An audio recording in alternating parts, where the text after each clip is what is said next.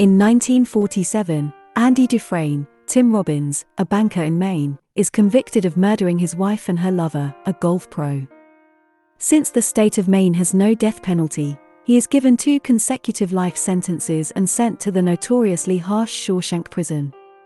Andy keeps claiming his innocence, but his cold and calculating demeanor leads everyone to believe he did it.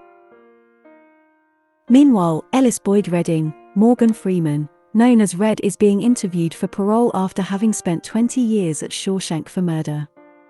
Despite his best efforts and behavior, Red's parole is rejected, which doesn't faze him all that much. Red is then introduced as the local smuggler who can get inmates anything they want within reason. An alarm goes off alerting all prisoners of new arrivals. Red and his friends bet on whichever new fish will have a nervous breakdown during his first night in prison. Red places a huge bet on Andy. During the first night, an overweight newly arrived inmate, nicknamed Fat Ass, breaks down and cries hysterically, allowing Haywood, William Sadler, to win the bet. However, the celebration is short-lived when the chief guard, Byron Hadley, Clancy Brown, savagely beats up the fat man for not keeping quiet when he is asked to. Meanwhile, Andy remains steadfast and composed. The next morning, the inmates learn that Fat Ass died in the infirmary because the prison doctor had been out for the night. Andy inquires about the man's name only to get put down by Haywood.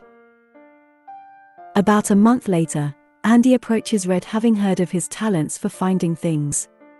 He asks Red to find him a rock hammer, an instrument he claims is necessary for his hobby of rock collecting and sculpting. Red asks a few questions about his intentions, which Andy laughs off. Red agrees to place the order and also warns Andy about the Sisters, a group of prisoners who sexually assaults other prisoners, most importantly their leader, Boggs, Mark Rolston, who has a crush on Andy. Though other prisoners consider Andy a really cold fish, Red sees something in Andy, and likes him from the start. Red thinks Andy intends to use the hammer to engineer an escape in the future, but when he finally sees the tool's actual size, he understands why Andy laughed and laughs too, putting aside the thought that Andy could ever use it to dig his way out of prison. During the first 2 years of his incarceration, Andy spends most of his time working in the prison laundry or fighting off Boggs and the Sisters. Though he persistently resists and fights them every time, Andy is beaten and raped on a regular basis but keeps quiet about it. When a work detail for tarring the roof of one of the prison's buildings is announced, Red pulls some strings to get Andy and a few of their mutual friends assigned to the job, giving everyone a break from the usual. During the job, Andy overhears Hadley complaining about having to pay taxes for an upcoming inheritance. Drawing from his expertise as a banker, Andy lets Hadley know how he can shelter his money from the IRS by turning it into a one-time gift for his wife. He then offers to assist Hadley in filling out the paperwork in exchange for some cold beers for his fellow inmates while on the tarring job. Hadley first threatens to throw Andy off the roof, but eventually agrees and do provide the working inmates with cold beers before the job is finished. Red remarks that Andy may have engineered the privilege to build favor with the prison guards as much as with his fellow inmates, but he also thinks Andy did it simply to feel normal again. While watching a movie, Andy approaches Red with another unusual demand and asks for the actress Rita Hayworth.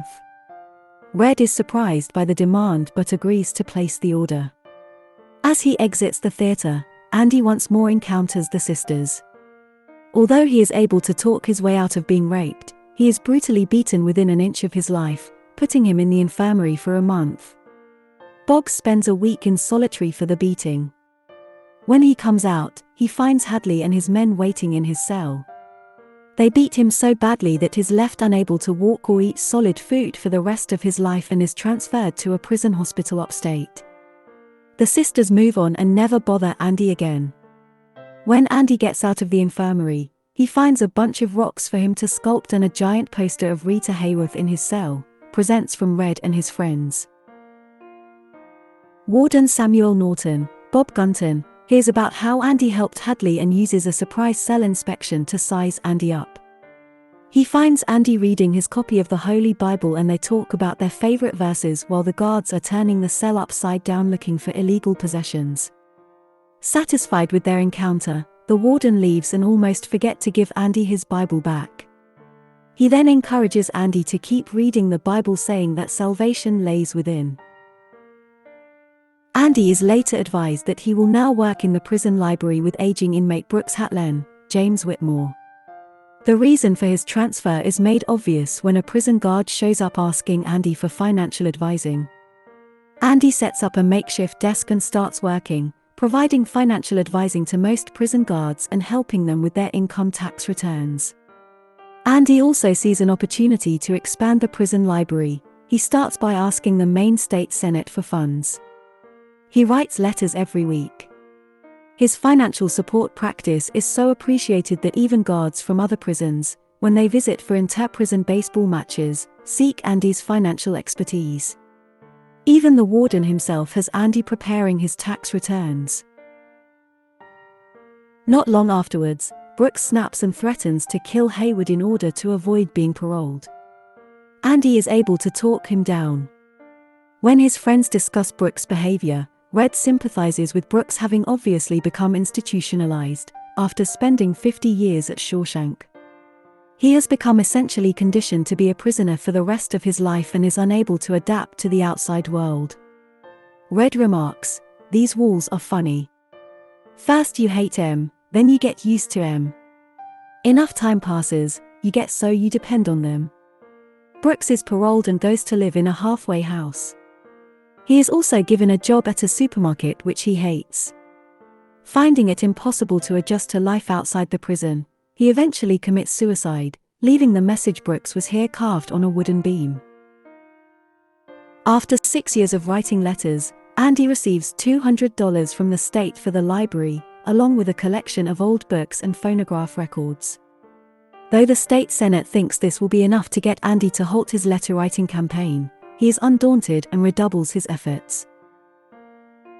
When the donations of old books and records arrive at the warden's office, Andy finds a copy of Mozart's The Marriage of Figaro among the records. He locks the guard assigned to the warden's office in the bathroom and plays the record over the prison's PA system. The entire prison is soon captivated by the music. Red remarks that the voices of these women made everyone feel free, if only for a brief moment. Outside the office, Norton appears furious at the act of defiance, and orders Andy to turn off the record player. Andy responds by turning up the volume. The warden orders Hadley to break into the office and Andy is sent immediately to solitary confinement for 2 weeks. When he gets out, he tells his friends that the stretch was the easiest time he ever did in the hole because he spent it with Mozart's Figaro stuck in his head for comfort. When the other prisoners tell him how unlikely that is, he talks about the power that hope can have in prison and that hope can sustain them. Red strongly disagrees with Andy, claiming that hope is a dangerous thing in a place like Shawshank and tells Andy he should get used to living without it. Andy implies that this is exactly what Brooks did and Red leaves the table angry. Not long after, Red has a new parole hearing and realizes he's been in prison for 30 years now. He uses the exact same words he used 10 years earlier, only with no enthusiasm at all. His parole is rejected again. Andy gives him an harmonica to commemorate his 30 years, which Red replies by offering Andy a giant poster of Marilyn Monroe to commemorate his 10 years.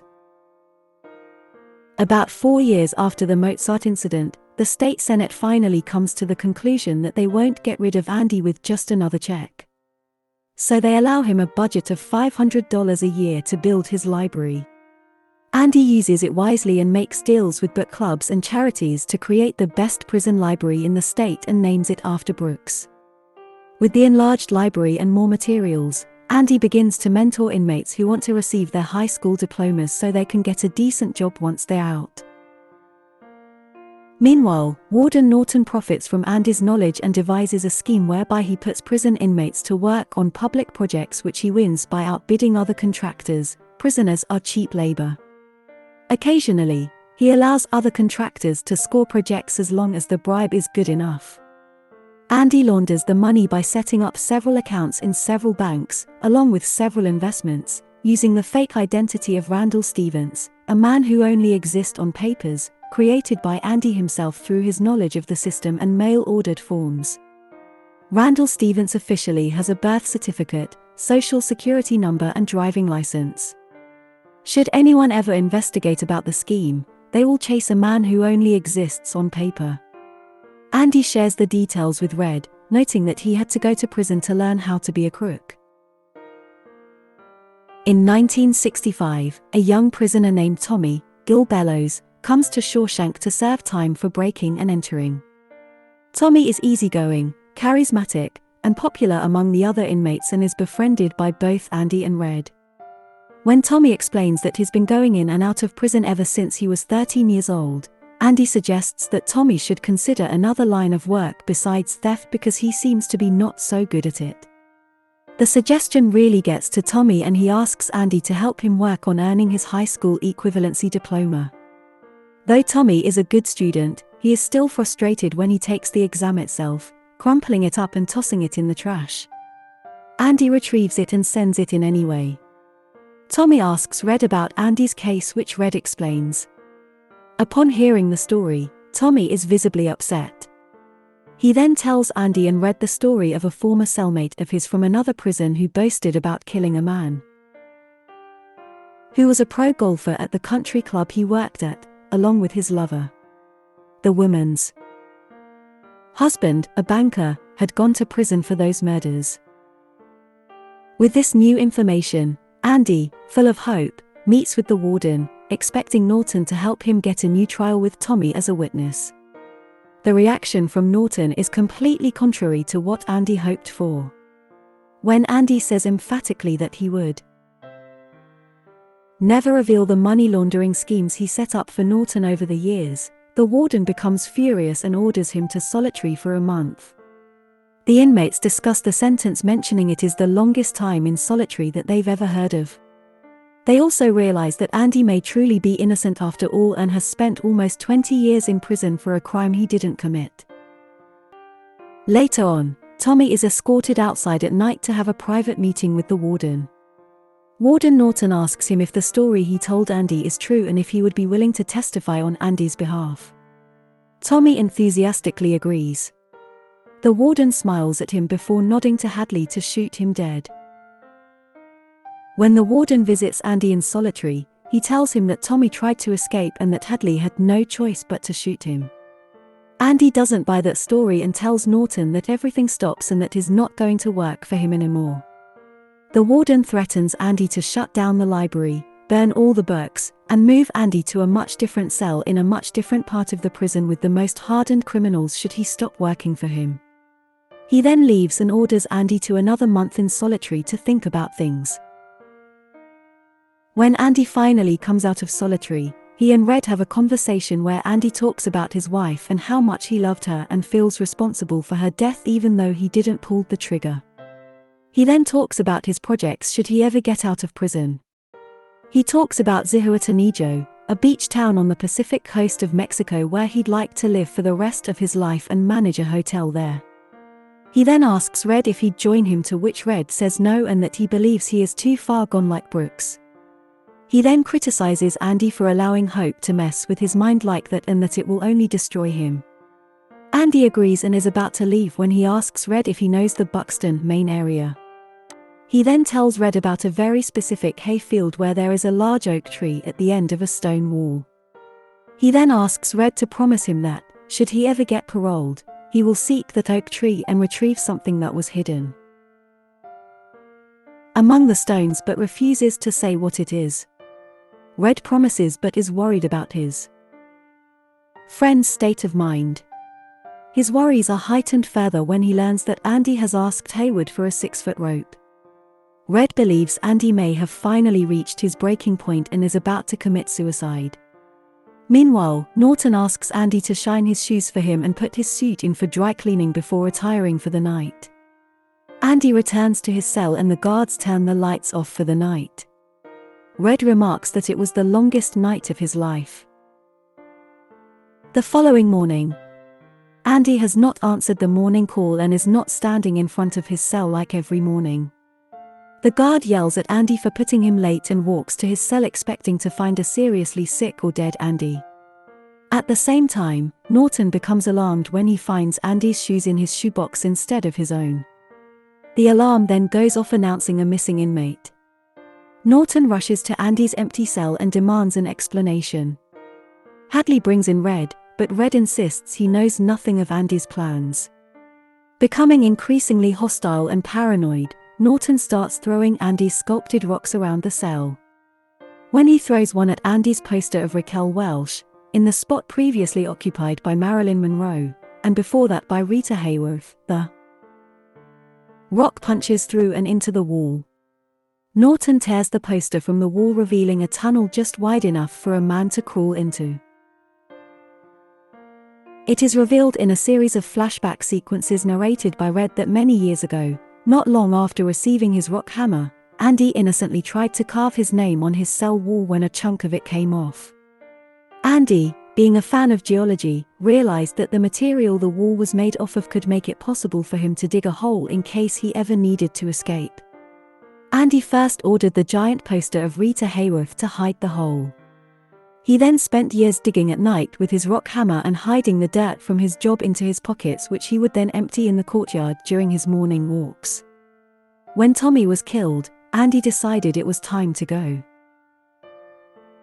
During the previous night's thunderstorm, Andy wore Norton's clothes underneath his own to his cell, catching a lucky break when no one notices Norton's shiny black shoes on his feet, including Red. He packed many of his belongings, some papers, and Norton's clothes into a plastic bag which he tied to himself with the rope he'd asked for, and escaped through his hole. The tunnel he'd excavated led him to a space between two walls of the prison where he found a saw main line. Using a rock, he hit the saw line in time several times with the lightning strikes and eventually broke it open. After crawling through 500 yards of the raw sewage contained in the pipe, Andy emerged in a brook outside the walls. A search team later found his prison clothes, a bar of soap and a very worn-out rock hammer. While the warden and Red are discovering Andy's genius escape, Andy walks into the Maine National Bank in Portland, where he had put Norton's money. Using his assumed identity as Randall Stevens, and with all the necessary documentation, he closes the account and walks out with a cashier's check. Before he leaves, he asks them to drop a package in the mail. He continues his visitations to nearly a dozen other local banks, ending up with some $370,000. The package contains Warden Norton's accounting books, which are delivered straight to the Portland Daily Bugle newspaper along with Andy's written confessions and testimony. Not long after, the Maine State Police storm Shawshank Prison along with several reporters to cover the developing story. Hadley is arrested for the murder of Tommy and is taken away by the state police. According to Red, he heard unfounded rumors through the grapevine that Hadley allegedly started crying like a little girl in the back seat of the police squad car while he was being taken away. Seeing Hadley being taken away in a police squad car and the local district attorney entering the prison with several policemen holding a warrant for Norton's arrest, Warden Norton finally opens his safe in his office, which he hadn't touched since Andy escaped, and instead of his books, he finds the Bible he had given Andy with a note to the warden saying that he was right, salvation did lay within. Norton then opens it to the Book of Exodus and finds that the pages had all been cut out in the shape of Andy's rock hammer. Norton walks back to his desk as the police pound on his door, takes out a small revolver and commits suicide by shooting himself in the head. Red remarks that he wondered if the warden thought, right before pulling the trigger, how Andy could ever have gotten the best of him. Shortly after, Red receives a postcard from Fort Hancock, Texas, with nothing written on it. Red takes it as a sign that Andy made it into Mexico to freedom. Red and his buddies kill time talking about Andy's exploits, with a few embellishments, but Red falls into a sort of depression from missing his friend. At Red's next parole hearing in 1967, he talks to the parole board about how rehabilitated is just a made-up word invented to justify their job. He then explains how much he regrets his actions of the past, not because he's in jail but because he knows how wrong it was. He then closes by saying that he has to live with that for the rest of his life and ask the board to stop wasting his time and leave him alone. His parole is finally granted. He goes to live and work at the same places that Brooks did, even seeing Brooks' message carved into the wooden beam. He frequently walks by a pawn shop which has several guns in the window. At times he contemplates trying to get back into prison, feeling that he has no life outside of prison where he has spent most of his adult life, but he remembers the promise he made to Andy. He then reveals that he was not looking at the guns but at the compasses behind the guns, and he bought one. Red follows Andy's instructions, hitchhiking to Buxton and finding the stone wall Andy described. Just as Andy said, there is a large black stone. Underneath is a small box containing a large sum of cash and instructions to come find him in Zihuatanejo, although he doesn't name the city just in case. He also says he needs somebody who can get things for a project of his. Red suddenly understands all the power of hope and feels exhilarated by the feelings inside of him. After carving a new message in the wooden beam which reads, "Brooks was here, so was Red," Red violates parole and leaves the halfway house, unconcerned since no one is likely to do an extensive manhunt for an old crook like him. Red takes a bus to Fort Hancock, where he crosses into Mexico. The two friends are finally reunited on a beach of the Pacific coast, just like Andy had been hoping for.